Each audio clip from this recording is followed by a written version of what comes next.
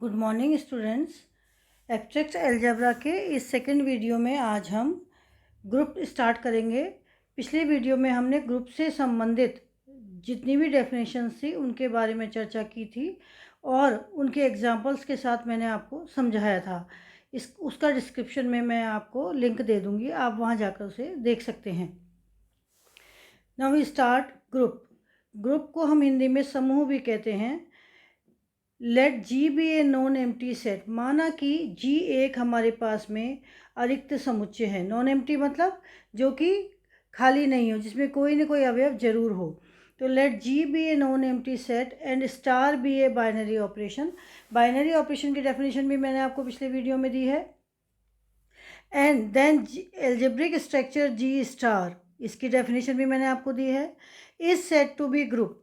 यदि हमारे पास में जी कोई अरिक्त समुच्चय है और स्टार बाइनरी ऑपरेशन है, तो जो ये एल्जेब्रिक स्ट्रक्चर जी स्टार है इसे हम ग्रुप कहते हैं यदि ये निम्नलिखित कंडीशनों को सेटिस्फाई करे या संतुष्ट करे। तो इनके लिए सबसे पहली कंडीशन ग्रुप में क्या होती है? क्लोज यानी संवृतता, यानी कि बाइनरी ऑपरेशन का यूज।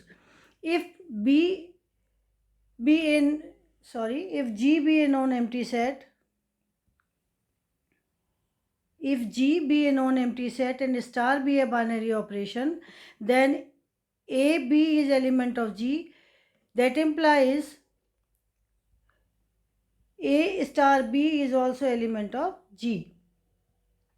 यानी कि यदि हमारे पास कोई समुच्चय G है, उस समुच्चय में अगर हमने दो अवयव लिए और उन दोनों अवयवों के साथ एक बाइनरी ऑपरेशन लगाया और उन दोनों का जो आंसर आया वो भी G का अवयव होना चाहिए। यदि A G का अवयव है, B G का अवयव है, तो A स्टार B भी G का अवयव होना चाहिए। इसके एग्जाम्पल्स मैंने आपको पिछले वीडियो में बताए हैं। तो पहली कंडीशन हमारी क्या है कि ये जो G सेट है इसमें जो बाइनरी ऑपरेशन है वो क्लोज होना चाहिए।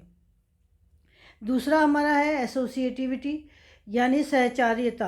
ये जो हमारा कंपोजिशन हमको दिया हो, सपोज़ मैंने यहाँ पर इसको स्टार लिया है, अगर वो प्लस दिया हो, इनटू दिया हो, डिवाइड दिया हो, माइनस दिया हो, जो भी दिया हो, उसके साथ सहचार्य नियम लागू होना चाहिए कि for all A B C is element of जी।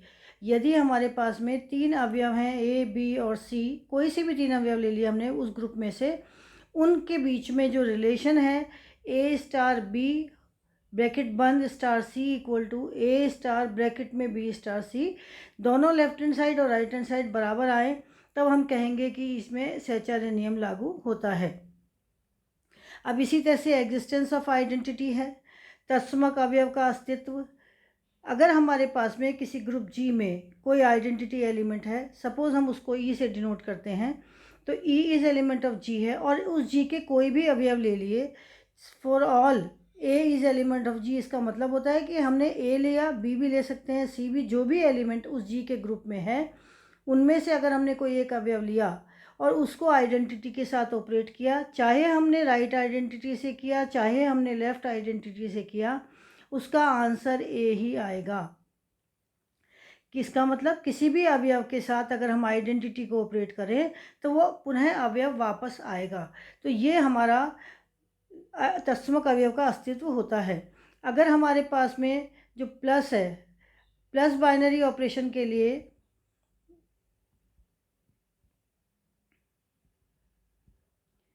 हमें पता है क्या होता है आइडेंटिटी एलिमेंट, ज़ीरो होता है, मैंने पिछली बार भी बताया था आपको। और इनटू बाइनरी ऑपरेशन के लिए आइडेंटिटी एलिमेंट होता है वन। बाकी सब के लिए जो देंगे तो वो डिफाइन करेंगे।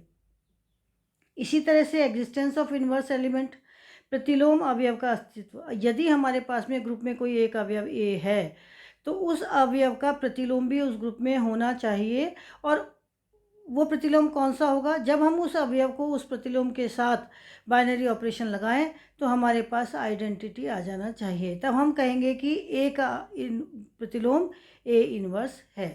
तो इसी तरह से अगर हम ये कहें कि प्लस के लिए प्रतिलोम ए का क्या होगा? माइनस ए, और इनटू के लिए ए का प्रतिलोम क्या होगा? 1/a। तो इस तरह से आपको इनको निकालना होगा जब आप सवाल को हल करेंगे। इसके बाद है एबिलियन ग्रुप यानी कि क्रम विनिमय समूह। A group G star is said to be abelian और क्यूमिटेटिव ग्रुप। एबिलियन ग्रुप को हम क्यूमिटेटिव ग्रुप या क्रम विनिमय समूह भी कहते हैं। तो ये जो कंपोजिशन है ये क्यूमिटेटिव होगी।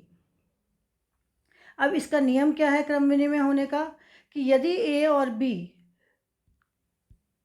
फॉर ऑल ए और B for all A and B is element of G, यदि ए और बी दो अवयव जी के हैं तो ए स्टार बी करें या बी स्टार ए करें, दोनों का आंसर सेम आना चाहिए। तब हम कहेंगे कि ये जो हमारा ग्रुप है ये क्यूमिटेटिव ग्रुप है। तो आपको ये याद रखना है कि अगर ग्रुप की डेफिनेशन को सिद्ध करना है तो आपको 4 चीज़ें करनी हैं: क्लोज्ड, एसोसिएटिव, आइडेंटिटी और इनवर्स। यदि एबिलियन ग्रुप को करनी है तो आपको क्यों इन चारों के साथ में क्रम विनिमय को भी सिद्ध करना पड़ेगा।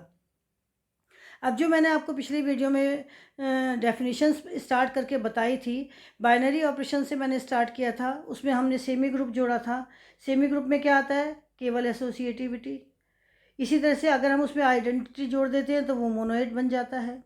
अगर हम उसमें एग्जिस्टेंस ऑफ इन्वर्स जोड़ देते हैं तो क्या हो गया यहाँ पर? बाइनरी ऑपरेशन पहले, सबसे पहले, और इसको हम क्या कह सकते हैं? क्लोज्ड। तो ये जो सारा हमारा है, अगर हमारे पास में क्लोज, एसोसिएटिव, आइडेंटिटी और इन्वर्स इन सारों को जोड़ देते हैं तो ये ग्रुप बन जाता है, और इसमें क्यूमिटेटिव और जोड़ देते हैं तो ये क्यूमिटेटिव ग्रुप हो जाता है। तो इस तरह से आपको मैंने ग्रुप की परिभाषा समझाई। अब ये ग्रुप की परिभाषा आपको पूरी अच्छे से आनी चाहिए, तभी आपको पूरी किताब ये जो अलजेब्रा की है ये समझ में आएगी। अब मैं इसका एग्जाम्पल्स आपको कराती हूँ। मान लेते हैं कि एक एग्जाम्पल मैं इसमें लिखती हूँ, show that the set A is equal to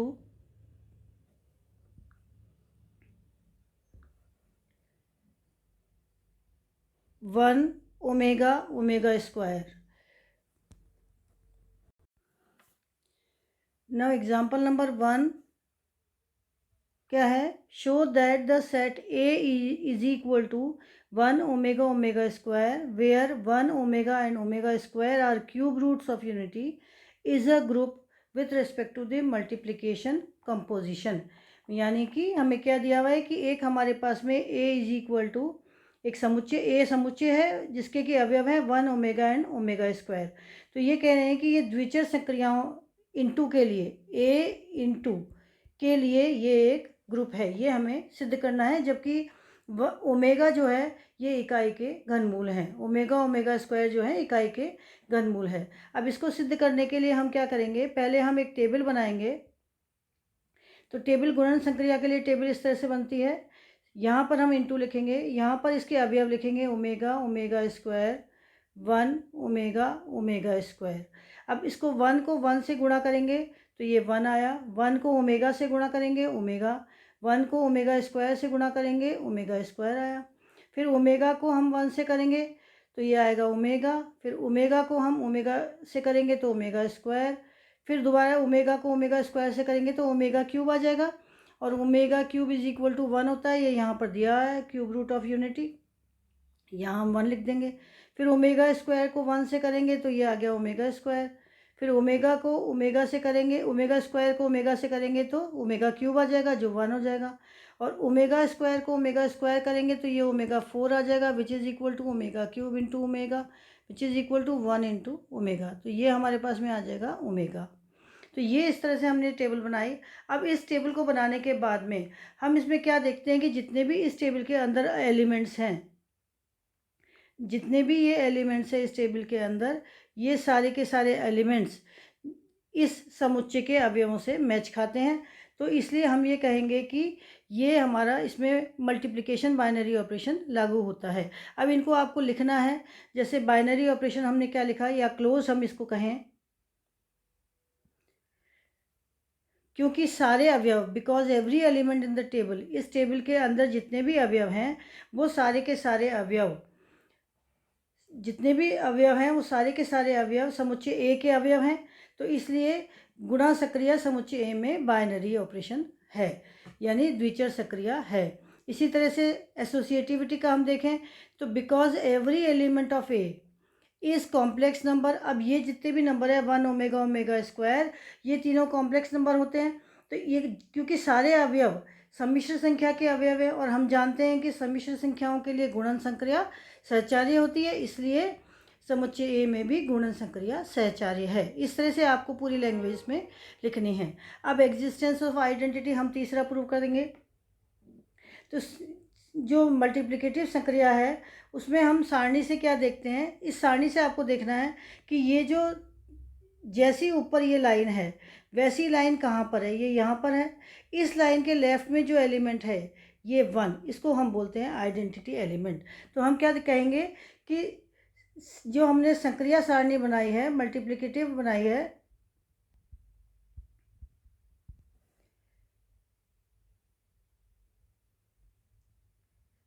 से पता चलता है कि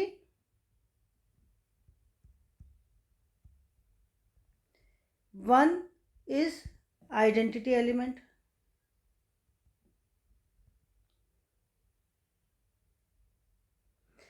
दैट इज, अब हमने क्या देखा, 1 into omega is equal to omega into 1 is equal to omega, और 1 इंटू ओमेगा स्क्वायर दूसरे अवयव से भी अगर हम इसको करें, omega square into 1 equal to omega square. इसका मतलब that is 1 is identity and element of set A. तो इस तरह से हमने देखा कि जो हमारा आइडेंटिटी एलिमेंट भी है इस समुच्चय में। इसके बाद में हम क्या देखते हैं, तीसरा चौथा हम करते हैं एग्जिस्टेंस ऑफ इन्वर्स। तो जब हम इन्वर्स देखेंगे तो जब हम सारणी में देखेंगे तो सारणी से इन्वर्स कैसे देखते हैं, जैसे 1 ये है हमारा, इस 1 का इन्वर्स 1 है, जहाँ पर 1 आ जाएगा वो उसका इन्वर्स होगा। तो 1 का इन्वर्स 1 हो गया। आइडेंटिटी का इन्वर्स हमेशा आइडेंटिटी ही होता है। अब ओमेगा का इन्वर्स देखने के लिए इस ओमेगा के सामने जब हम ये चले तो ये 1 कहाँ पर आया, यहाँ पर। ये 1 किसके साथ आया है, ओमेगा स्क्वायर के साथ में। तो ओमेगा का inverse of omega is equal to omega square by the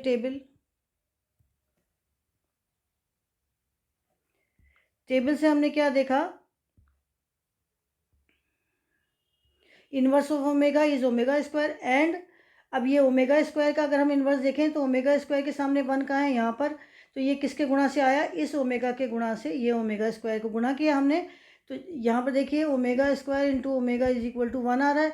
इसका मतलब ओमेगा स्क्वायर का इन्वर्स हो गया ओमेगा। तो inverse of omega is equal, omega square is omega, और ओमेगा स्क्वायर और ओमेगा दोनों उस समुच्चय के अवयव हैं। तो इसलिए हम ये कहेंगे कि जो हमारा सेट है, so the given set A is group. इस तरह से आपको इस सवालों को हल करना है। अब मैं आपको एक सवाल देती हूँ जो आप लोग खुद करेंगे। क्वेश्चन नंबर 2 है हमारे पास में, set A equal to 1 minus 1 iota minus iota where iota is equal to under root of -1 सम्मिश्र संख्याओं के लिए गुणन के लिए। तो हमें क्या सिद्ध करना है, prove that A into is group, Abelian group. जैसे हमने ये किया उसी तरह से आप इसको प्रूव करेंगे।